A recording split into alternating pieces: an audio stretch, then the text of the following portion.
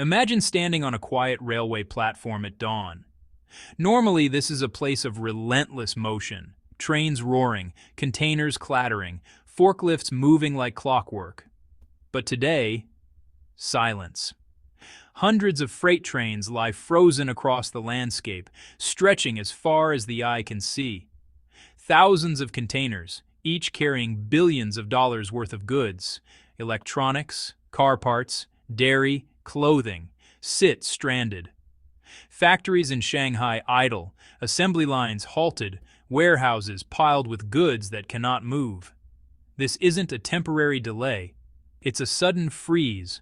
One border, one decision, and the world's fastest trade artery connecting China and Europe stops dead in its tracks. The consequences ripple out instantly.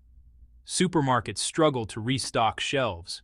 Factories in Germany halt production, waiting for components stuck in transit. E-commerce parcels sit unmoved, leaving customers frustrated and businesses scrambling. A frozen line of steel and cargo suddenly feels like a frozen global economy. It's a wake-up call. Modern trade is vast, fast, and powerful, but also fragile.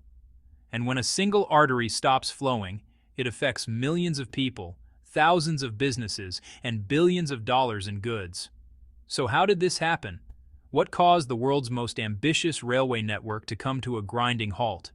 And more importantly, how do nations respond when the lifeline of global trade is suddenly cut off? Next, we step back 2,000 years to the origins of this incredible network. From camels to freight trains, the story begins with the Silk Road. Over 2,000 years ago, traders carved paths across deserts, mountains, and rivers, connecting China to Europe.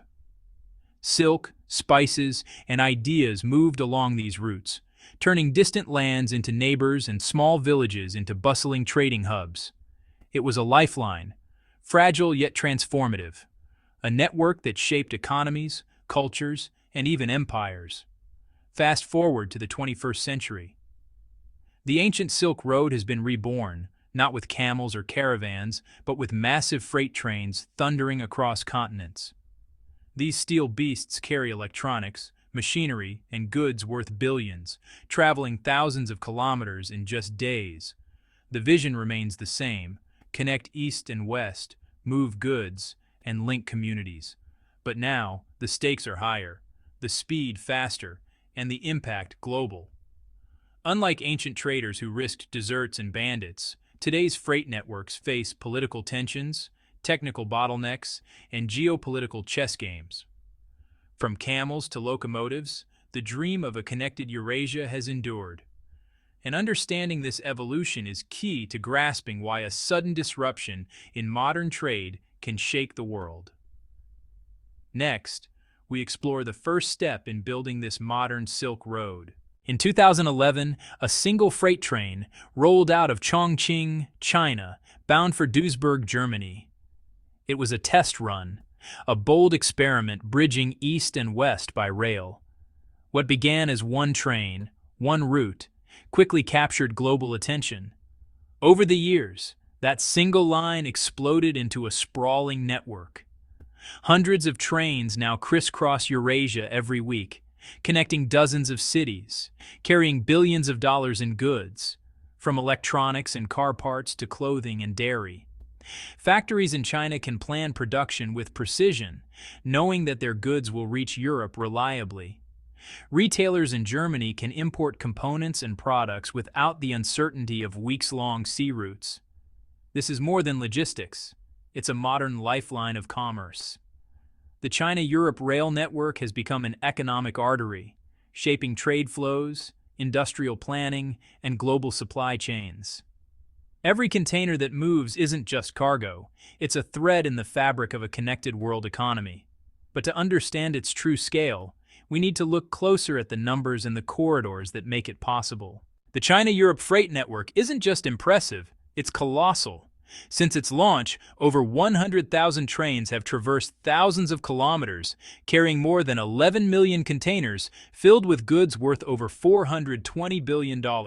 That's a figure hard to imagine, yet it represents the beating heart of Eurasian trade.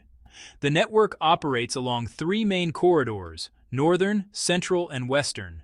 Trains leave bustling hubs like Chongqing and Chengdu, connecting 227 European cities from Germany to Spain.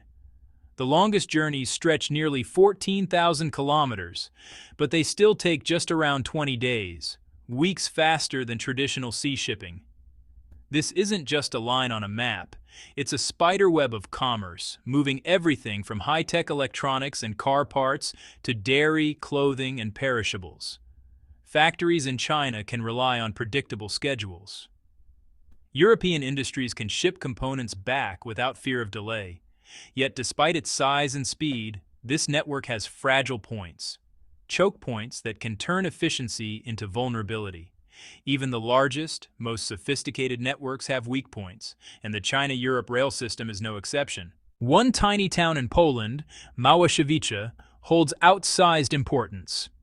Here, trains must switch rail gauges, a technical necessity as tracks widen or narrow across borders. Thousands of containers pass through a handful of terminals every day. Think of it like a river. The water flows smoothly, unstoppable, until a dam blocks it. Suddenly, upstream floods and downstream dries up. That's exactly what happens when Małaszewicze, or any key terminal, faces a delay, closure, or political disruption. A single bottleneck can ripple across hundreds of trains, thousands of containers, and multiple countries, halting supply chains in their tracks.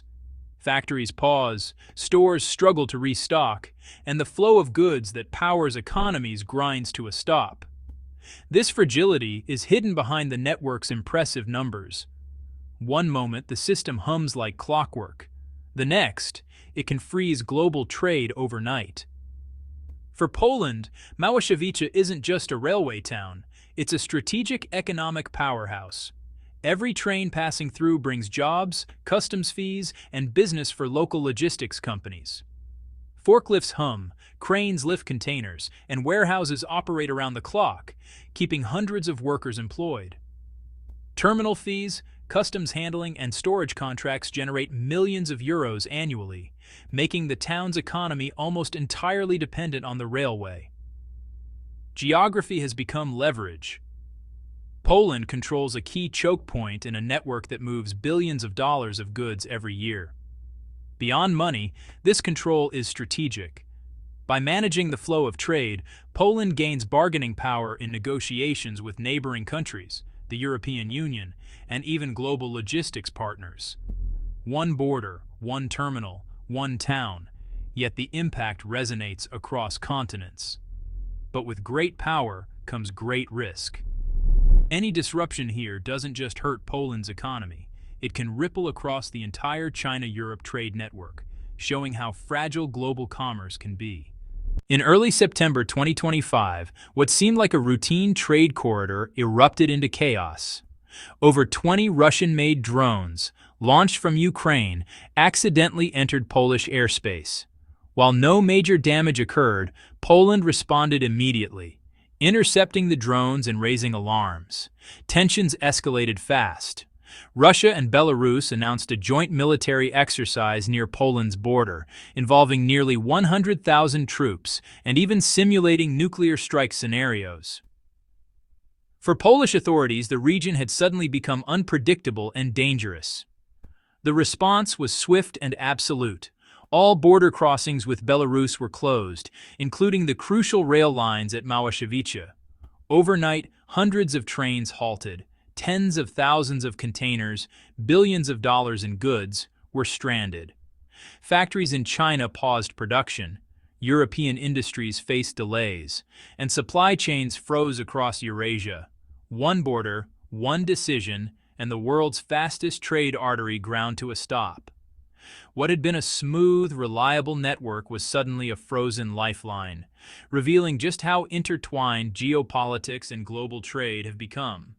The moment the border closed, the effects were instant and brutal. Perishable goods, like Polish butter, cheese, and fresh produce, faced spoilage as delivery schedules collapsed. Electronics, car parts, and photovoltaic modules, all on strict timelines, sat stranded on tracks, unable to reach factories or retailers. The disruption wasn't isolated. Factories waiting for key components ground to a halt. Retailers couldn't restock shelves.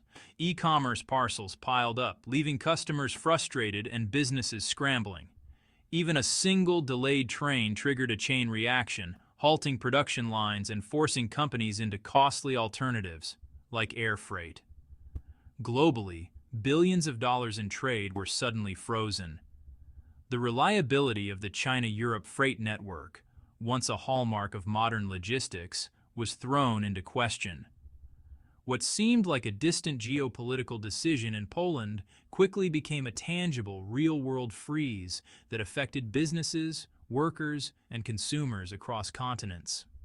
The human and economic cost was immediate and undeniable.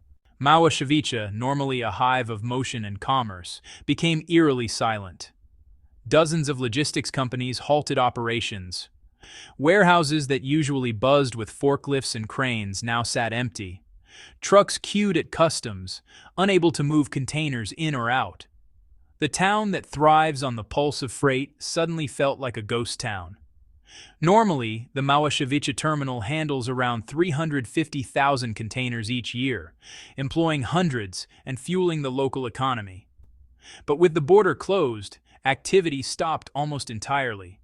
Daily losses quickly mounted, estimated at over $12 million per day, while ripple effects threatened jobs, local revenue, and business confidence. For the residents, the railway isn't just infrastructure, it's the backbone of their livelihoods. When that backbone froze, the impact wasn't abstract. It was felt in real lives, real families, and real communities. The freeze revealed how global trade, so often discussed in billions and percentages, is anchored in local economies and everyday people. The border closure wasn't just about commerce, it was a geopolitical signal. Poland sits on Europe's eastern flank, a frontline state bordering Belarus and Ukraine. Its railways aren't just supply lines, they're strategic arteries for Western aid, military logistics, and regional security. At the same time, NATO was ramping up troop deployments and expanding support to Ukraine, while Poland applied for a €40 billion EU defense subsidy to secure its borders. In this context, closing the rail line was both a precautionary move and a show of leverage. Control over Małaszewicze meant control over billions in trade, and indirectly over the flow of aid and strategic goods. Trade and security intersect here like never before. One decision at a border checkpoint could ripple across continents, delaying Chinese electronics, halting German factories, and even influencing broader European defense strategies. The freeze showed a stark truth. Modern trade is inseparable from politics. Commerce doesn't just flow along tracks, it follows the currents of strategy, alliances, and power. China had no time to waste. With the northern route frozen, the world's supply chains teetered on the brink. The solution? The Trans-Caspian International Transport Corridor, also called the Middle Corridor. This route became the lifeline that kept goods moving. Trains now traveled through Kazakhstan's rail network to the Caspian Sea, crossed to Baku in Azerbaijan, then passed through Georgia and Turkey, before reconnecting to the main China-Europe network.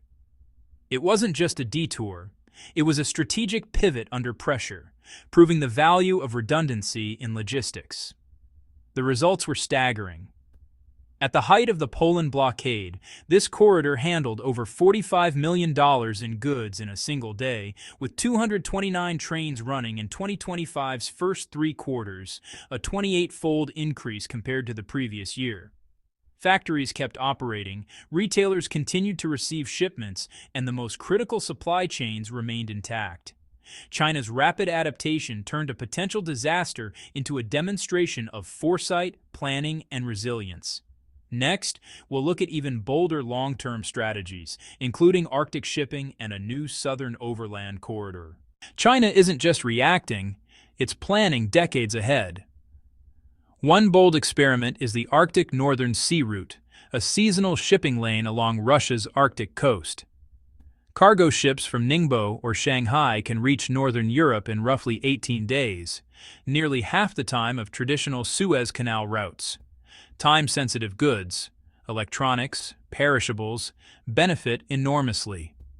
Yet navigating ice, harsh weather, and relying on icebreakers makes this route risky and seasonal. At the same time, China is building a southern overland corridor that bypasses both Russia and Poland entirely. Beginning in Kashgar, the route crosses mountains in Kyrgyzstan and Uzbekistan before linking back to Europe. Once completed, it will shave 7 to 8 days off transit and reduce logistics costs by over 30%. Engineers are constructing tunnels, bridges, and mountain passes strong enough to carry massive freight trains over treacherous terrain. Together, the Middle Corridor, Arctic shipping, and Southern Overland route form a resilient, multi-pronged network. Speed is essential, but so is flexibility and redundancy, ensuring trade can continue even when a single artery freezes. Next, we'll reflect on the bigger picture, what this crisis teaches us about the fragility and resilience of global trade. The September 2025 freeze was a wake-up call. One border closure in Poland stopped hundreds of trains, stranded billions in goods, and disrupted supply chains across Eurasia. Modern trade networks are astonishingly efficient and astonishingly fragile. Yet China's response also shows the power of foresight and resilience. Rerouting through the Middle Corridor, exploring Arctic shipping, and building a southern overland line ensured goods kept moving, factories stayed operational, and businesses survived. The lessons are clear. Logistics equals geopolitics, redundancy is essential, and the next decade will see a multimodal race, rail, sea, and land, competing and cooperating to keep global trade flowing. The map of commerce is being redrawn. Chokepoints that once seemed invincible are now vulnerabilities. Nations, corporations, and communities alike must adapt to a world where speed, flexibility, and strategy define survival. Global trade is no longer just about moving goods. It's about anticipating disruption, mastering logistics, and staying one step ahead in an ever-changing geopolitical landscape. The question is no longer if trade will be disrupted, it's how quickly we can respond when it is.